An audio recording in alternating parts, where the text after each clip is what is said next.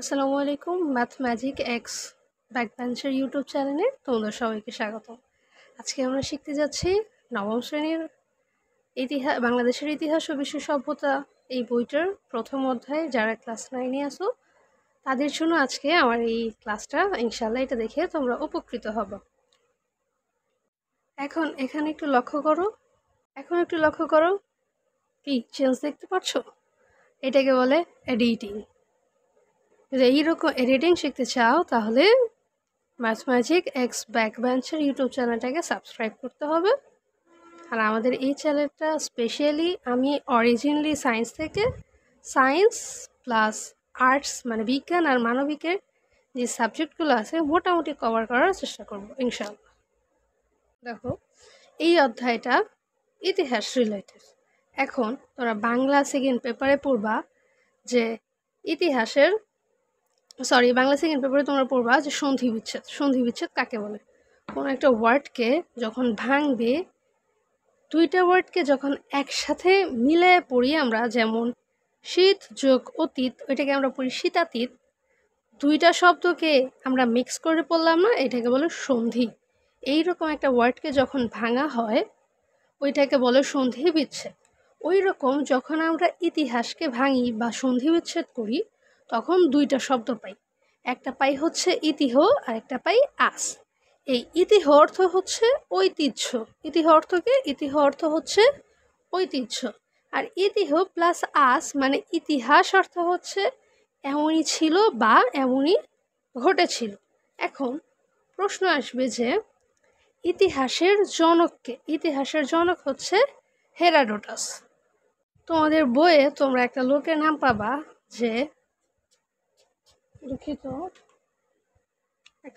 পাবা যে ইএইচ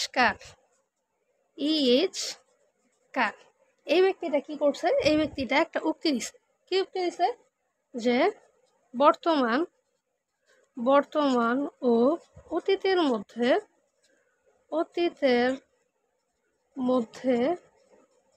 অন্তহীন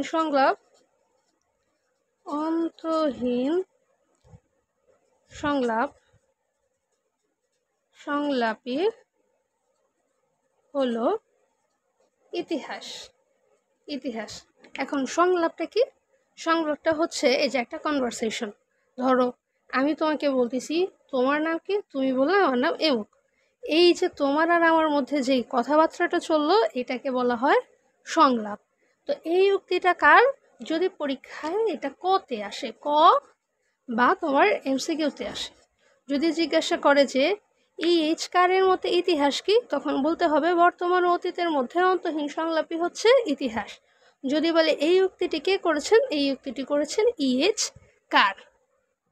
তারপর দেখো তোমরা আরেকটা শব্দ পাবা তোমাদের বইয়ে, ওইটা হচ্ছে হিস্টোরিয়া। জিনিসটা কি? হিস্টোরিয়া হচ্ছে একটা গ্রিক শব্দ। হিস্টোরিয়া হচ্ছে একটা গ্রিক শব্দ। এই হিস্টোরিয়া অর্থ কি? এই হিস্টোরিয়া অর্থ হচ্ছে সত্যানুসন্ধান বা গবেষণা। সত্যানুসন্ধান মানে কি? সত্যের জন্য যেই অনুসন্ধান, মানে সত্য খোঁজার যেই চেষ্টা, ওইটাই হচ্ছে সত্যানুসন্ধান। এই হিস্টোরিয়া শব্দ থেকে উৎপত্তি হয়েছে হিস্টোরির। বোঝা গেছে? তাহলে হিস্টোরিয়া শব্দ থেকে কোন শব্দের উৎপত্তি? হিস্টোরিয়া শব্দ থেকে উৎপত্তি হচ্ছে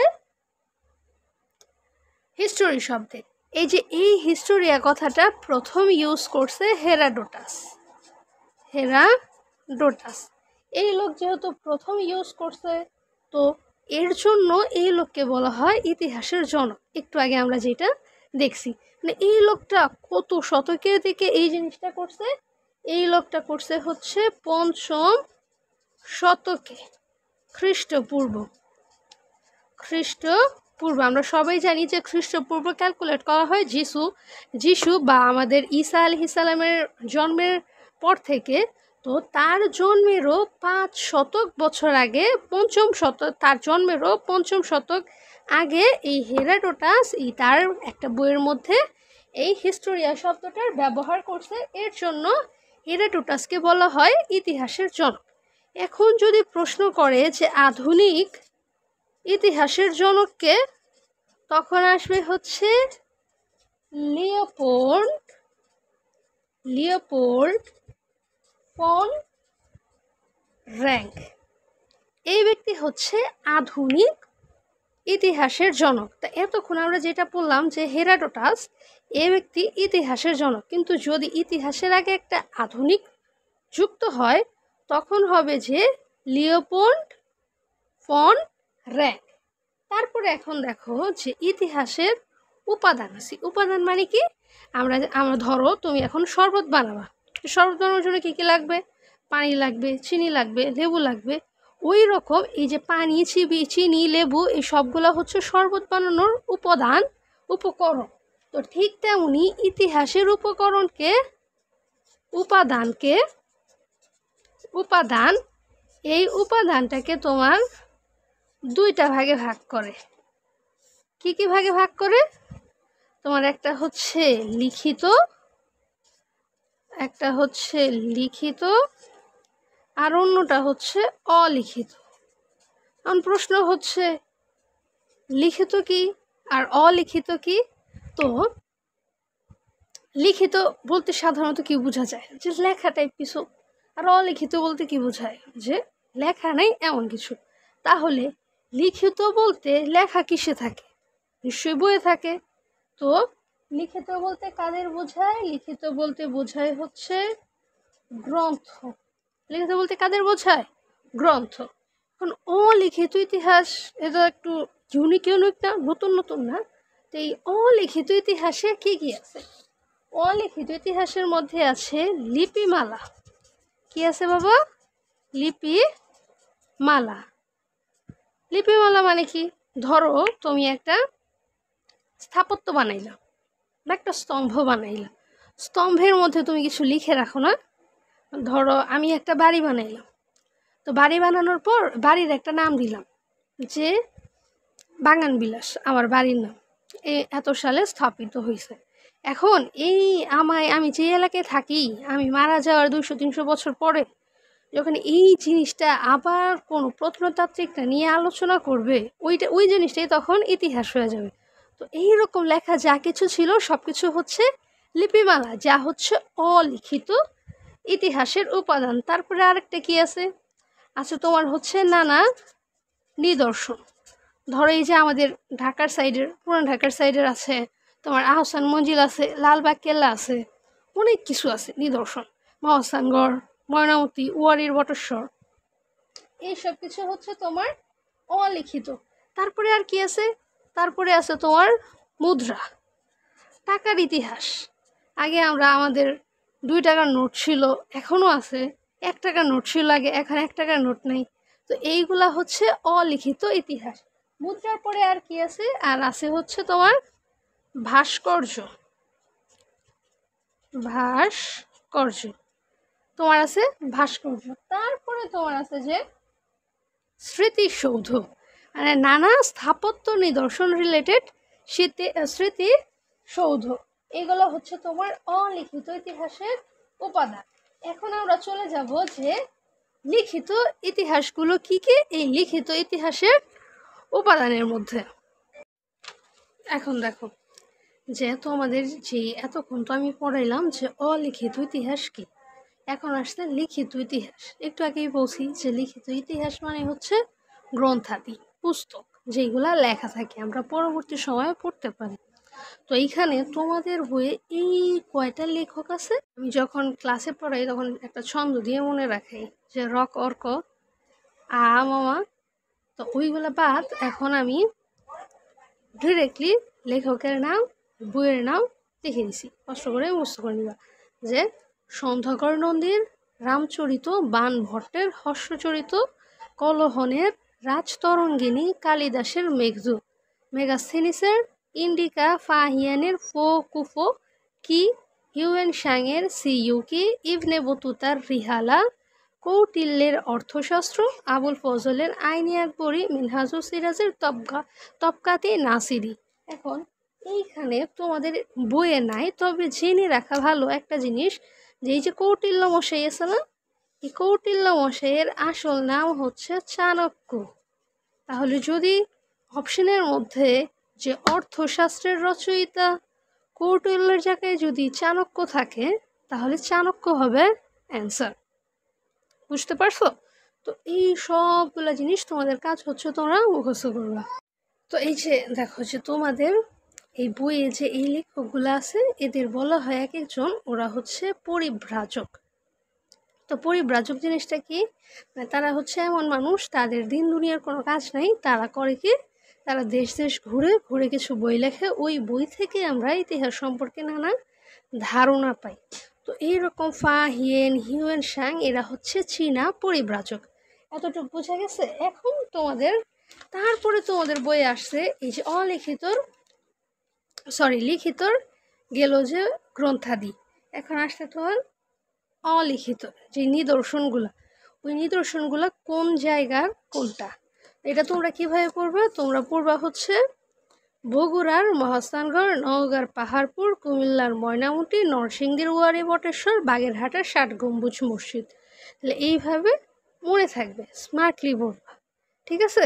তো এইটা গেল। তারপরে আসছে একটা ভদ্রলোক, তার নাম হচ্ছে ভিকো। এই ভিকো কি বলছে? এই ভিকো একটা মন্তব্য করছে। কি মন্তব্য করছে? যে মানব সমাজ ও মানবীয় প্রতিষ্ঠানসমূহের উৎপত্তি ও বিকাশই ইতিহাসের বিষয়বস্তু। উৎপত্তি মানে কি? উৎপন্ন হওয়া, কোনো কিছুর উৎপন্ন হওয়া। বিকাশ মানে হচ্ছে ওইটা বাড়া। ধরো এখন এই যে আমি একটা প্রতিষ্ঠান খুললাম, ধরো আমার ইউটিউব চ্যানেলের কথাই ধরো যে আমি খুলছি ম্যাথ ম্যাজিক এক্স ব্যাকবেঞ্চার, একটা প্রতিষ্ঠান। এই প্রতিষ্ঠানের উৎপত্তি এখানে। আজ থেকে 10 বছর পরে যখন এই প্রতিষ্ঠানটা একটু গ্রো করবে, ওইটা হবে এই প্রতিষ্ঠানের বিকাশ। তো এইটাই হচ্ছে ইতিহাসের বিষয়বস্তু। বুঝতে পারছো? তো এইটা হচ্ছে কাহিনী। এই কথাটা কে বলছে? এই কথাটা বলছে হচ্ছে ভিকো। তো এখন যেহেতু আমরা বিষয়বস্তুতে আসলাম, তো এখন আমাদের জানা দরকার যে ইতিহাসের বিষয়বস্তুগুলা কি কি। মানে ইতিহাসের বিষয়বস্তুগুলা কি কি? ইতিহাসের যে প্রকার, কিসের প্রকার? বিষয়বস্তুর উপর ভিত্তি করে যে প্রকার, এ প্রকার হচ্ছে দুইটা। প্রধানত কয়টা? দুইটা।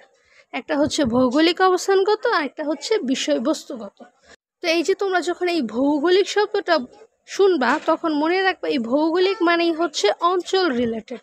তোমরা তৃতীয় অধ্যায় পাবা যে আছে কি আছে, তোমাদের তৃতীয় অধ্যায় আছে জনপদ, মানে এক একটা জায়গা রিলেটেড। ঢাকা ছিল বঙ্গের অন্তর্ভুক্ত, ওই রকম এই ভৌগোলিক মানেই হচ্ছে অঞ্চল ভেদে যেই ইতিহাসের প্রকার। এই ভৌগোলিকের তিনটা, একটা হচ্ছে স্থানীয়, জাতীয়, আন্তর্জাতিক। স্থানীয় মানে কি? ধরো তুমি এখন ঢাকার কোনো একটা জায়গায় বাস করো, ওই যে জায়গাটা ধরো তুমি এখন মোহাম্মদপুরে থাকো, তো ওই মোহাম্মদপুরটা হচ্ছে তোমার স্থানীয় বা আঞ্চলিক ইতিহাস। এখন তুমি নাগরিকতায় কি? তুমি নাগরিকতায় বাংলাদেশি, তো বাংলাদেশটা হচ্ছে জাতীয় অবস্থানগত ইতিহাস। আর আন্তর্জাতিক কি? বাংলাদেশ, ভারত, পাকিস্তান, ভুটান, নেপাল, মিয়ানমার, এসব কিছু মিলে যে ইতিহাস, ওইটা হচ্ছে আন্তর্জাতিক ইতিহাস।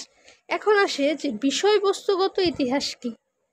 তো বিষয়বস্তুগত ইতিহাসের 5টা সেকশন। একটা হচ্ছে রাজনৈতিক, সামাজিক, অর্থনৈতিক, সংস্কৃতি আর সাম্প্রতিক।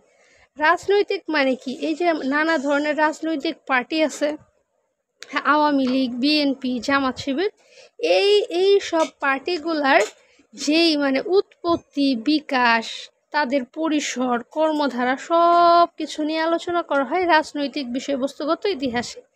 তারপরে সামাজিক কি?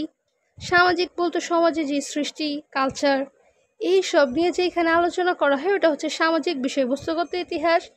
অর্থনৈতিক, অর্থ মানে টাকা পয়সা রিলেটেড।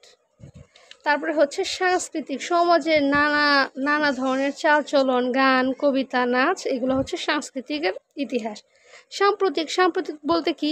এই যে 24-এর গণ অভ্যুত্থান, অসহযোগ আন্দোলন, এটা হচ্ছে আমাদের সাম্প্রতিক ইতিহাস। এখন লাস্ট টপিক হচ্ছে আমাদের একজন ব্যক্তি ডক্টর জনসন, তার একটা বিখ্যাত উক্তি আছে যে ঘটে যাওয়া ঘটনাই ইতিহাস। যদি প্রশ্ন আসে যে ঘটে যাওয়া ঘটনাকে কি বলে, ঘটে যাওয়া ঘটনাকে বলা হয় ইতিহাস। তো আলহামদুলিল্লাহ মোটামুটি আমাদের এই চ্যাপ্টারটা শেষ। তো এই চ্যাপ্টারটা আমরা প্রথমে কি পাইছি? প্রথমে পাইছি হচ্ছে আমাদের ইতিহাসের জনককে পাইছি। ইতিহাসের জনক হেরাডোটাস। ইতিহাসের সন্ধি বিচ্ছেদ কি? ইতিহ যোগ আস। ইতিহ অর্থ হচ্ছে ঐতিহ্য, ইতিহাস অর্থ কি? ইতিহাস অর্থ হচ্ছে এই রকমই ছিল বা এই রকমই ঘটেছিল এমন কিছু। তারপরে কি আসছে? ইতিহাস, এর ইংরেজি প্রতিশব্দ হচ্ছে হিস্টোরি। হিস্টোরির উৎপত্তি হিস্টোরিয়া শব্দ থেকে। হিস্টোরিয়া শব্দ কে ব্যবহার করছে? হেরাডোটাস ব্যবহার করছে। তো এই রকম পর্যায়ক্রমে এখন আমাদের এই প্রথম অধ্যায়টা শেষ। এখন যদি তোমরা বাসায় চেষ্টা করো যে একবার পুরো অধ্যায়টা রিডিং করলে এইখানে যা যা পাইলা এগুলো কী করবা? খাতে ছোটো করে নোট করে রাখবা আর বইয়ে দাগায় রাখবা, তাহলে তোমাদের জন্য উপকার হবে। ইনশাআল্লাহ এই ক্লাসটা তোমাদের কাজে দিবে। আসসালামু আলাইকুম।